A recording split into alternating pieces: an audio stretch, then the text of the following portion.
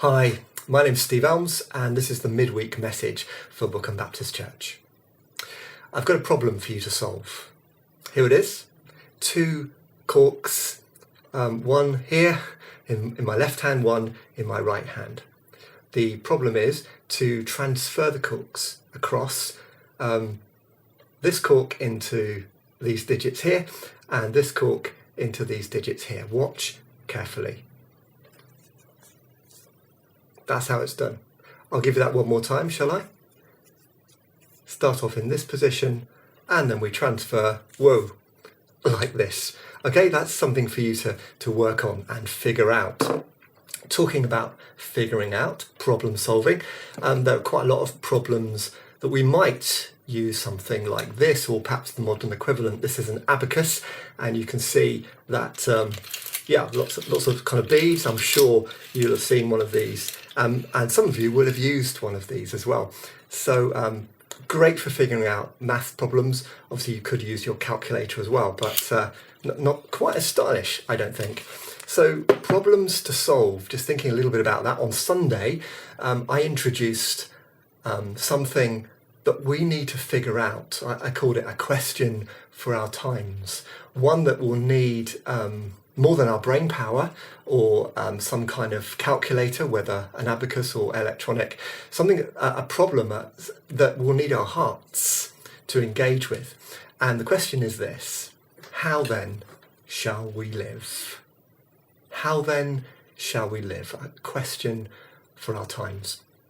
On Sunday, in her introduction, Caroline talked about us hanging around Mount Sinai for a little while, for some weeks to come, because there at Sinai, where the 10 Commandments were given, we have such a resource to work out the answer to that question: how then shall we live?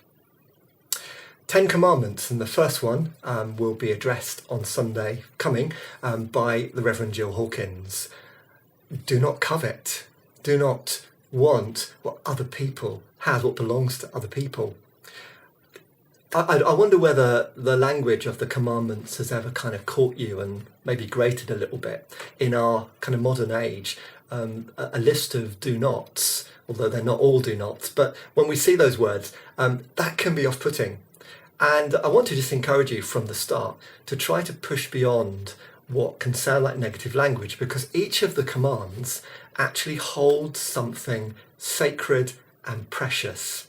Things that we perhaps are rediscovering or revaluing during this strange time through which we're living. So if I take, for example, do not murder. The sacred, precious thing there, of course, is life. Life is precious. Let's guard it. Do not lie. The precious thing there is the truth. The truth is important. We dare not lose our grip on the truth. Do you see? So 10 commandments, 10 ways of living, there as a resource to help us, God-given, during this time when we're grappling with the question, here it is again, how then shall we live? So as I said, Jill will kick us off on Sunday with a bit of an introduction to the commandments, and then do not covet, and just exploring what that means for us in the times that we're living through. Okay, before I go, just a couple of things to remind you of. Again, to return to the question, how then shall we live? A lot of people are asking that, and we've put together a 6-session course called Come and See, which is designed to give people an introduction to Jesus Christ and to explore his significance for our lives. It's inviting a fresh look at Jesus Christ and the Christian faith. Please do think about who you might invite along to that. And then if you've got friends or family or colleagues who are interested in engaging with it, then come along with them. The details are on our website on how you can register for Come and See, and it's all there, and it's all very straightforward if you just look up Come and See.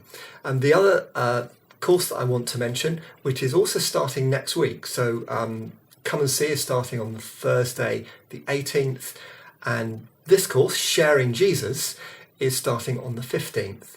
In both cases, there's a daytime and an evening option. So sharing Jesus, this is about growing in confidence in how we share our faith. Here are some of the themes that we'll be looking at. Friendship, conversation, situation, story, spirit.